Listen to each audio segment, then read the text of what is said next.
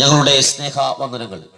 പുനലൂർ കേന്ദ്രമായി പ്രവർത്തിക്കുന്ന ഗോസ്പൽ ടീമിന്റെ നേതൃത്വത്തിൽ കേരളത്തിന്റെ വിവിധ ഭാഗങ്ങളിൽ ചുറ്റി സഞ്ചരിച്ച് മദ്യവും മയക്കുമരുന്നുമൊക്കെ വരുത്തിവെക്കുന്ന വിനകളെക്കുറിച്ചും അതിന്റെ വിനാശത്തെക്കുറിച്ചും അതിൽ നിന്ന് പുറത്തു വരുവാൻ ദൈവം മനുഷ്യൻ ഒരുക്കിയിട്ടുള്ള ഏകമാർഗമായ സത്യസുവിശേഷത്തെക്കുറിച്ചും അറിയിച്ചുകൊണ്ട് ഈ ദേശത്തും ഞങ്ങൾക്ക് കടന്നു വരുവാൻ സർവശക്തനായ ദൈവം അവസരമൊരുക്കി. ഇന്ന് പകൽ അല്പമായൊരു സന്ദേശം നിങ്ങളോട് അറിയിക്കുവാൻ ആഗ്രഹിക്കുന്നു. സന്ദേശം നിങ്ങളോട് അറിയിക്കുന്നത് ഒരു യൗവനക്കാരനായ ഒരു സഹോദരനാണ്. കേവലം 19 വയസ്സ് മാത്രം പ്രായമുള്ള ബികോമിന് പഠിക്കുന്ന ഇസ്ലാം വിശ്വാസത്തിൽ നിന്ന് ഈ കർത്താവിനെ കണ്ടറിഞ്ഞ് ഈ കർത്താവിന് വേണ്ടി ഹൃദയം കൊടുത്ത് പുറത്തു വന്ന അല്ലമീനാണ് നിങ്ങളോട് സുവിശേഷം അറിയിക്കുന്നത്. ജീവിതത്തിന്റെ പ്രതിസന്ധികളിലും പ്രതികൂലങ്ങളുടെ നടുവിലും വിശ്വസിച്ച പ്രസ്ഥാനങ്ങളും മതങ്ങളും തങ്ങളെ വിടുവിക്കാതിരുന്നപ്പോ തങ്ങളെ തേടി വന്ന യേശുക്രിസ്തുവിന്റെ മഹാസ്നേഹം പ്രിയ ഷിഹാബുദ്ദീനെയും കുടുംബത്തെയും കർത്താവിനെ കണ്ടറിയുവാനും രുചിച്ചറിയുവാനും കർത്താവിന് വേണ്ടി വേർതിരിയുവാനും ഇടയായി തീർന്നു. തന്റെ മൂത്ത മകൻ അല്ലമീൻ, കേവലം 19 വയസ്സ് മാത്രം പ്രായമുള്ള അല്ലമീൻ തുടർന്നുള്ള നിമിഷങ്ങളിൽ ദൈവ വചനത്തിൽ നിന്നും സത്യ സുവിശേഷം ദേശത്തോട് അറിയിക്കും. അതിനായി അല്ലമീനെ സ്നേഹത്തോടെ ക്ഷണിക്കുന്നു. Praise the Lord.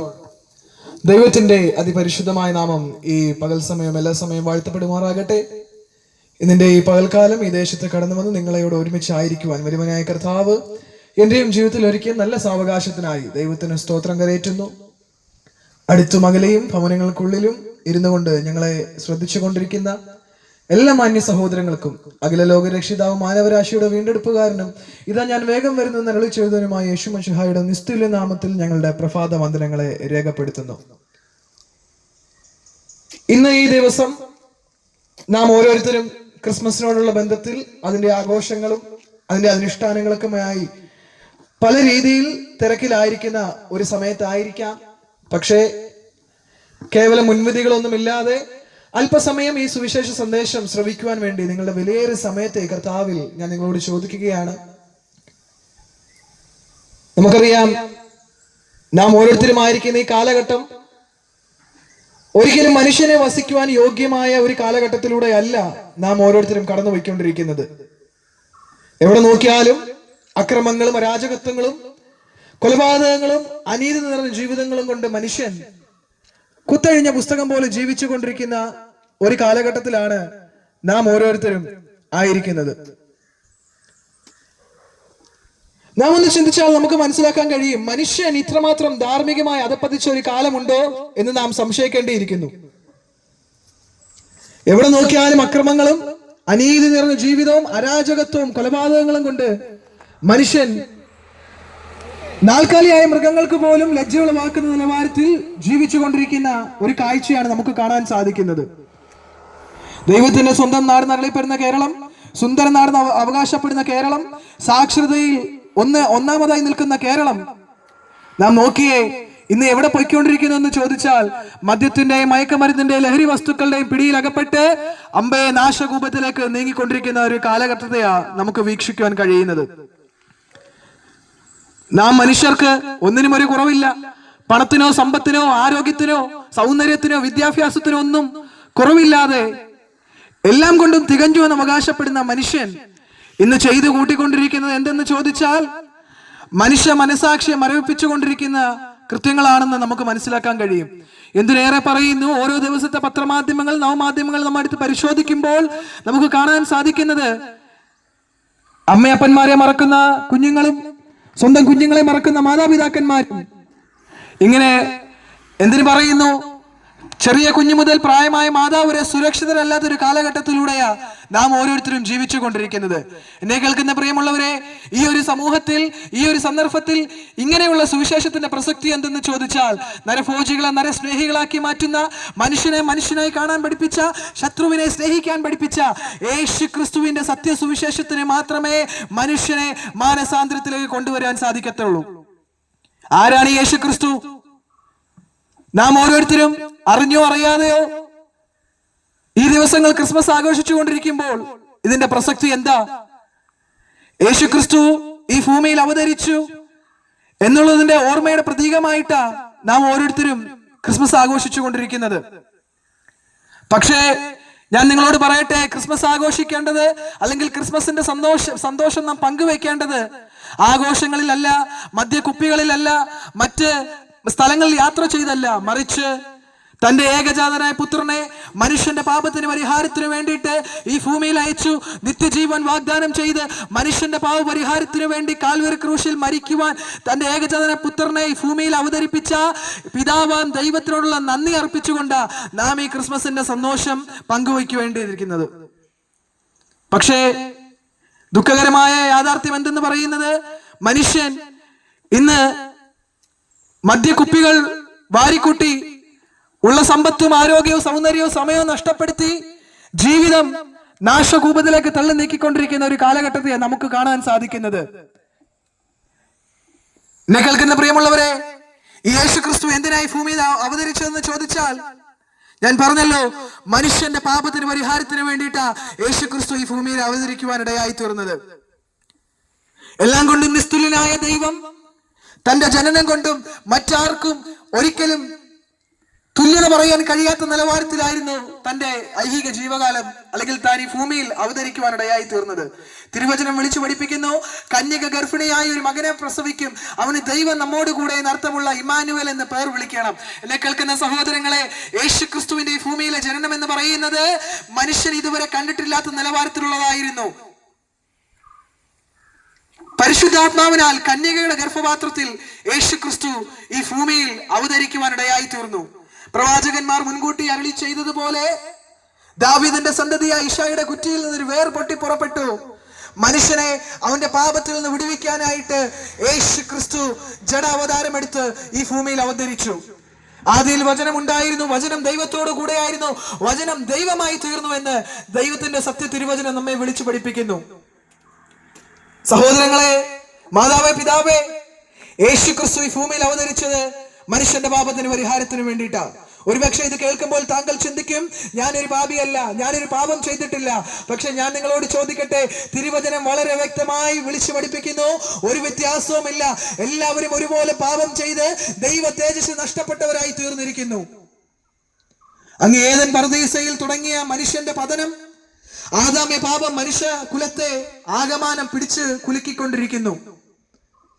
മനുഷ്യന്റെ പാപം നീതിമാനും വിശുദ്ധനുമായ ദൈവത്തിൽ നിന്ന് അവനെ അകറ്റി കറുത്തിരണ്ട മനസാക്ഷിയുടെ പാപത്തിന്റെ ചേറ്റുകണ്ടത്തിൽ താഴ്ത്തുന്നു. എന്നിട്ടോ പാപത്തിന്റെ ചേറ്റുകണ്ടത്തിൽ നിലം പതിച്ച മനുഷ്യൻ പാപത്തിന് പരിഹാരം കാണാൻ നേർച്ച കാഴ്ച, അർപ്പണ ദർപ്പണ ഹോമയാഗ കർമ്മങ്ങൾ നടത്തി അതിലെല്ലാം പരാജയപ്പെട്ടിട്ട് അവസാനം ആത്മഹത്യയിൽ ചെന്നെത്തുന്നു.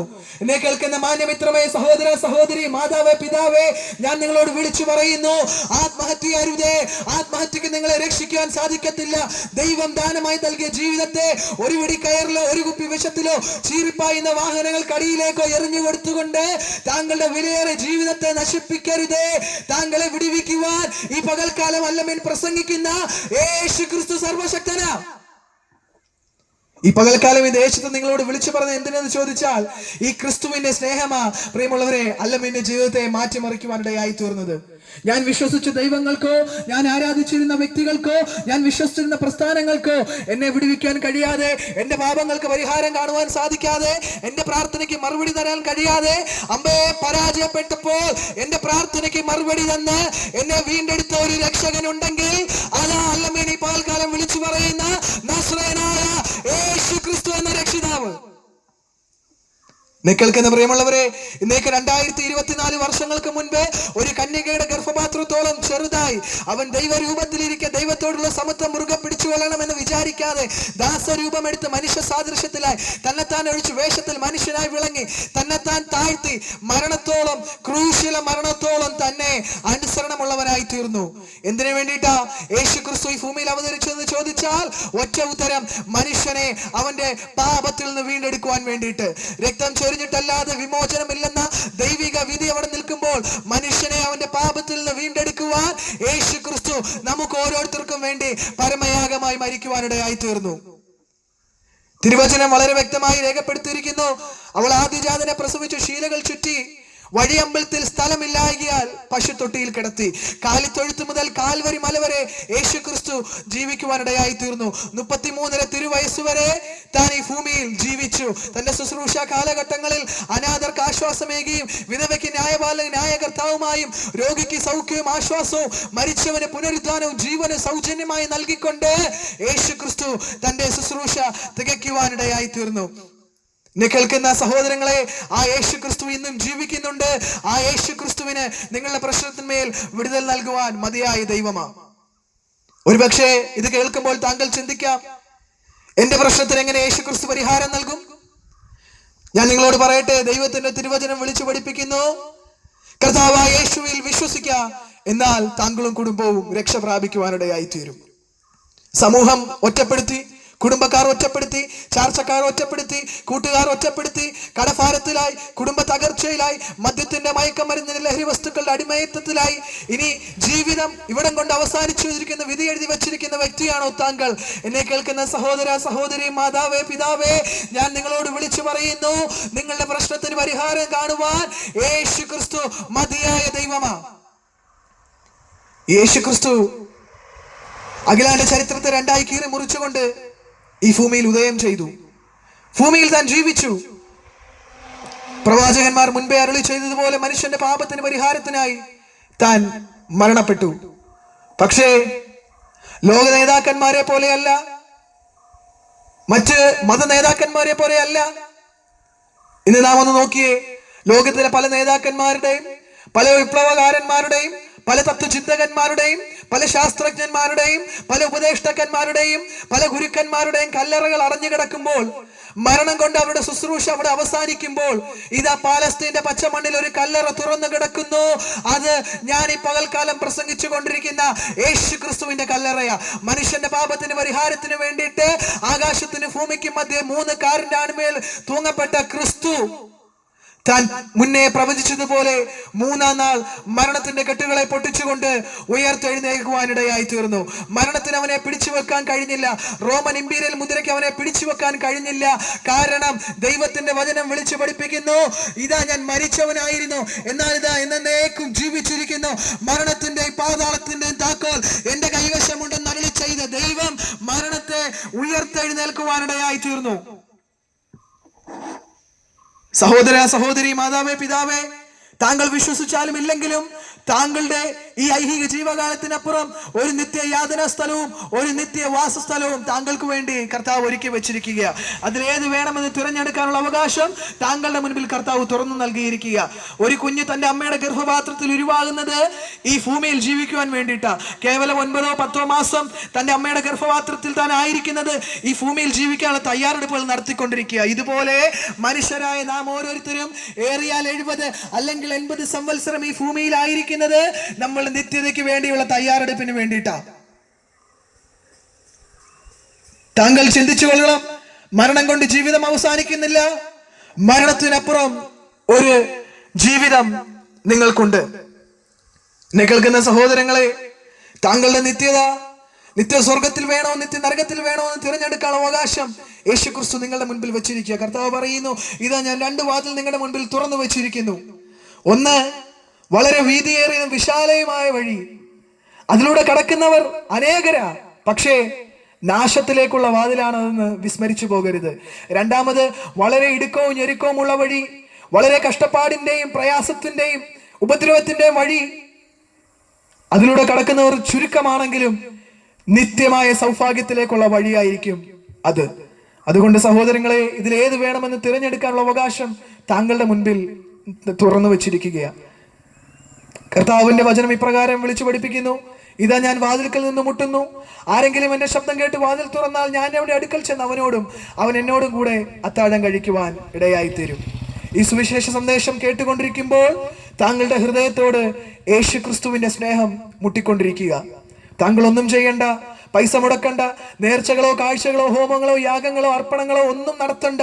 മറിച്ച് കർത്താവിന് പ്രവർത്തിക്കുവാൻ ഒരേ ഒരു അവസരം മാത്രം നൽകുക. തിരുവചനം വീണ്ടും ഓർമ്മിപ്പിക്കുന്നു, കർത്താവായ യേശുവിൽ വിശ്വസിക്കുക, എന്നാൽ താങ്കളും കുടുംബവും രക്ഷ പ്രാപിക്കുവാനിടയായി തീരും. തിരുവചനത്തോട് ചേർത്ത് പറയട്ടെ, മറ്റൊരുത്തരിലും രക്ഷയില്ല.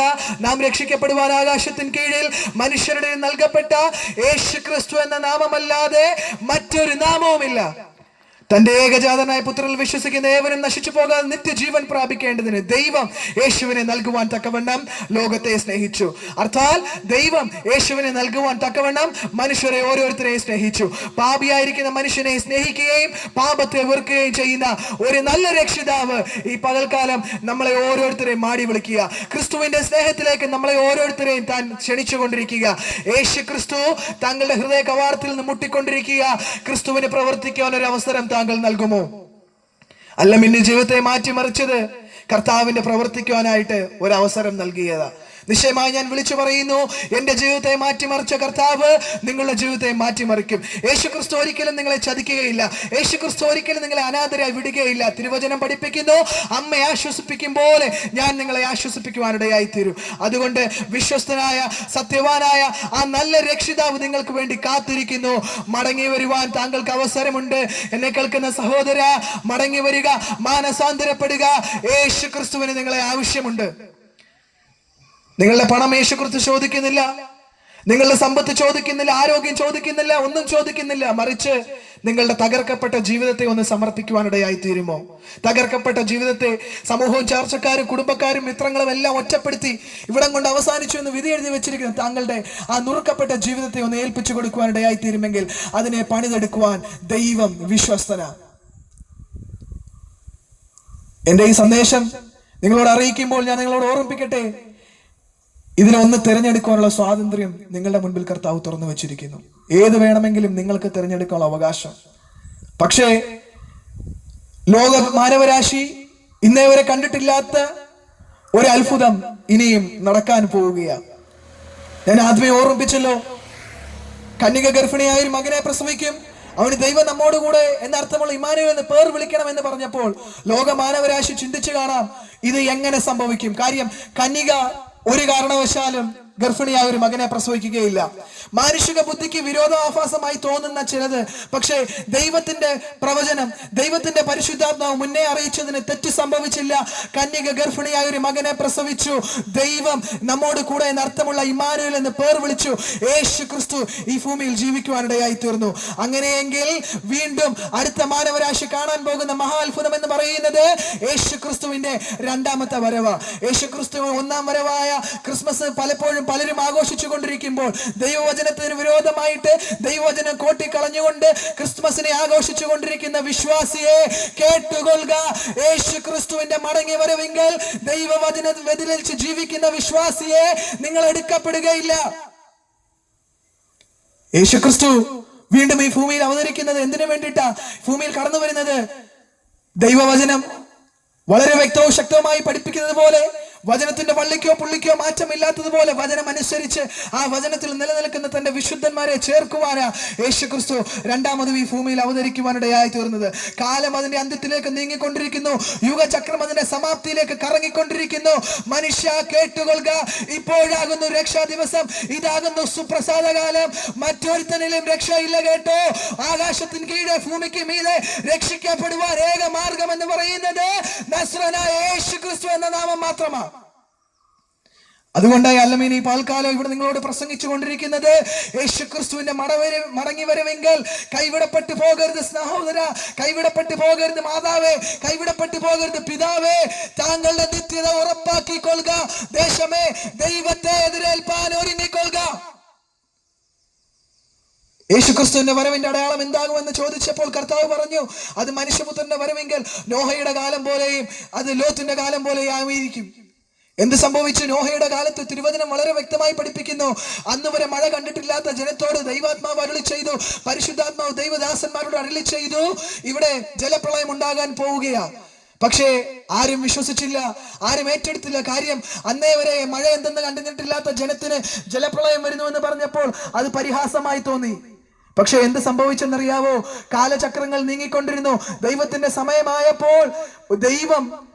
നോഹ പണിതിരുന്ന പെട്ടകത്തിലേക്ക് വിശ്വസിച്ചവരെ പെട്ടകത്തിലേക്ക് കയറ്റുവാനിടയായി തീർന്നു. ജീവരക്ഷ പ്രാപിച്ചവർ കേവലം 8 പേർ മാത്രമാ. പെട്ടകത്തിൽ കയറി ജലപ്രളയം വരുന്നുവെന്ന് മുന്നേ അരുളി ചെയ്ത വചനം വിശ്വസിച്ച് പെട്ടകത്തിൽ കയറിയത് കൊണ്ട് അവർ രക്ഷ പ്രാപിക്കുവാനിടയായി തീർന്നു. ഈ പകൽക്കാലവും ഞാൻ നിങ്ങളോട് വിളിച്ചു പറയട്ടെ, വിശ്വസിച്ച് പെട്ടകത്തിൽ കയറുന്നവരുടെ കൂട്ടത്തിലായി തീരുവാൻ കർത്താവ് നിങ്ങളോട് ബുദ്ധി ഉപദേശിക്കുക. അതുകൊണ്ട് പ്രിയമുള്ളവരെ, ഇതാകുന്നു രക്ഷാ ദിവസം. ഈ രക്ഷ തള്ളിക്കളയരുത്. സൗജന്യമായി ലഭിച്ചുകൊണ്ടിരിക്കുന്ന ഈ രക്ഷ കണ്ടില്ലെന്ന് നടിച്ച് മാറിപ്പോകരുത്. സഹോദരി, നിങ്ങളെ രക്ഷിക്കുവാൻ യേശുക്രിസ്തുവിന് മാത്രമേ സാധിക്കത്തുള്ളൂ. നിങ്ങളുടെ പണത്തിനോ സമ്പാദ്യത്തിനോ ആരോഗ്യത്തിനോ സൗന്ദര്യത്തിനോ പ്രതാപത്തിനോ വിദ്യാഭ്യാസത്തിനോ കുടുംബത്തിനോ പാരമ്പര്യത്തിനോ ഒന്നും നിങ്ങളെ രക്ഷിക്കുവാൻ സാധിക്കത്തില്ല. രക്ഷിക്കാൻ പര്യാപ്തമായ ഏകനാമം യേശുക്രിസ്തുവിന്റെ നാമം മാത്രമാണ്. അതുകൊണ്ട് ആ യേശുവിൽ വിശ്വസിക്കുക, താങ്കളുടെ കുടുംബവും രക്ഷ പ്രാപിക്കുവാനിടയായി തീരും. ഇനിയൊരു നിമിഷം പോലും നിരാശയോടെ കുറ്റമുള്ള മനസാക്ഷിയോടെ പാപിയായി നീറുന്ന വിഷയത്തിന്മേൽ അലയേണ്ട ആവശ്യമില്ല. യേശുക്രിസ്തുവിന്റെ സ്നേഹം നിങ്ങളെ മാടി വിളിക്കുക. കർത്താവേ, ഞാനൊരു പാപിയാണ്, അങ്ങന്റെ പാപത്തിന് പരിഹാരത്തിനായി ഭൂമിയിൽ അവതരിച്ചുവെന്നും എന്റെ പാപത്തിന് പരിഹാരത്തിന് അവിടുന്ന് മരിച്ചുവെന്നും അവിടുന്ന് 3-ാം നാൾ ഉയർത്തെഴുന്നേറ്റ് ഇന്നും ജീവിക്കുന്നുവെന്നും അവിടുന്ന് താമസവനെ മടങ്ങി വരുമെന്ന് ഞാൻ വിശ്വസിക്കുന്നുവെന്ന് ഹൃദയം കൊണ്ട് വിശ്വസിച്ച് വായ് കൊണ്ട് ഏറ്റു പറയുമ്പോൾ തന്നെ താങ്കളുടെ പാപം ക്ഷമിച്ച് ഉള്ളിൽ ദൈവിക സമാധാനം നൽകി താങ്കളെ യേശുക്രിസ്തു ദൈവവൈതലാക്കി ചേർക്കുന്നു. അങ്ങനെ വിശുദ്ധീകരിക്കപ്പെട്ട് ദൈവസഭയോട് ചേർക്കപ്പെട്ട തന്റെ വിശുദ്ധരെ ചേർക്കുവാൻ കർത്താവ് വാനമേങ്ങൾ വരുവാൻ സമയമാഗതമായിരിക്കുന്നു. അതുകൊണ്ട് ആ വരവിന് വേണ്ടിയിട്ട് നമ്മെ തന്നെ ഒരുക്കാം, തങ്ങളുടെ ഹൃദയത്തെ സമർപ്പിക്കാം. അതുകൊണ്ട് വീണ്ടും ഞാൻ ഓർമ്മിപ്പിക്കട്ടെ, മറ്റൊരുത്തനും രക്ഷയില്ല. രക്ഷിക്കപ്പെടുവാൻ ആകാശത്തിന് കീഴിൽ മനുഷ്യന് നൽകപ്പെട്ട ഏകനാമം യേശുക്രിസ്തുവിന്റെ നാമമാണെന്ന് പറഞ്ഞുകൊണ്ട് എന്റെ ഇളയ വാക്കുകൾക്ക് വിരാമം കുറിക്കുവാൻ ഞാൻ ആഗ്രഹിക്കുന്നു. ഇത്രത്തോളം സമയം വേർതിരിച്ച് ഞങ്ങളെ കേട്ടിരുന്ന എല്ലാ മാന്യവരായ സഹോദരങ്ങൾക്കും വേഗം വരുന്നവനായ യേശുക്രിസ്തുവിന്റെ നാമത്തിലുള്ള നന്ദിയും കടപ്പാട് രേഖപ്പെടുത്തിക്കൊണ്ട് എന്റെ വാക്കുകൾക്ക് വിരാമം കുറിക്കുന്നു. ദൈവം നമ്മെ അനുഗ്രഹിക്കുമാറാകട്ടെ. ആമേൻ. യേശുക്രിസ്തുവിന്റെ സത്യ സുവിശേഷത്തെ കുറിച്ച് ദേശത്തോട് വിളിച്ചറിയിക്കുവാൻ പ്രിയ അല്ലമീനെ ദൈവം ബലപ്പെടുത്തിയല്ലോ. ഈ സന്ദേശം ശ്രമിച്ച എല്ലാ പ്രിയപ്പെട്ടവരോടുമുള്ള ഞങ്ങളുടെ നന്ദി അറിയിക്കുന്നു. ഒരു വാക്ക് ഞങ്ങൾ ദേശത്തിന് വേണ്ടി പ്രാർത്ഥിക്കുവാൻ ആഗ്രഹിക്കുന്നു. പരിശുദ്ധ ദൈവമേ, കരുണയുള്ള കർത്താവെ, ഈ ദേശത്തെ അങ്ങയുടെ കരങ്ങളിൽ ഏൽപ്പിക്കുന്നു. അങ്ങയുടെ മാറ്റമില്ലാത്ത സത്യസുവിശേഷം ദേശത്തോട് അറിയിപ്പാൻ സ്വർഗം ഇന്നു പകൽ ഞങ്ങൾക്ക് നൽകിയ നല്ല കൃപയ്ക്കായി സ്തോത്രം ചെയ്യുന്നു. വചനം കേട്ട എല്ലാ പ്രിയപ്പെട്ടവരോടും പരിശുദ്ധാത്മാവ് ഇടപെടണമേ. യേശുവിനെ ഹൃദയത്തിൽ സ്വീകരിച്ച് വിശ്വാസത്തോടെ യേശുവിനെ കൈക്കൊണ്ട് യേശുവിന് വേണ്ടി വേർതിരിഞ്ഞ് ജീവിക്കുവാൻ ഈ പ്രിയപ്പെട്ടവർക്ക് ദൈവം കൃപ കൊടുക്കുമാറാകണമെന്ന് ഞങ്ങൾ പ്രാർത്ഥിക്കുന്നു. പാപത്തെയും ജഡത്തെയും ലോകത്തെയും വെറുത്ത് വിശ്വാസത്തിൻ്റെ ആഴങ്ങളിൽ, വിശുദ്ധിയിൽ, വേർപാടിൽ കർത്താവിനെ സേവിപ്പാൻ ദേശനിവാസികളായ പ്രിയപ്പെട്ടവരെ ദൈവം സഹായിക്കണമെന്ന് പ്രാർത്ഥിക്കുന്നു.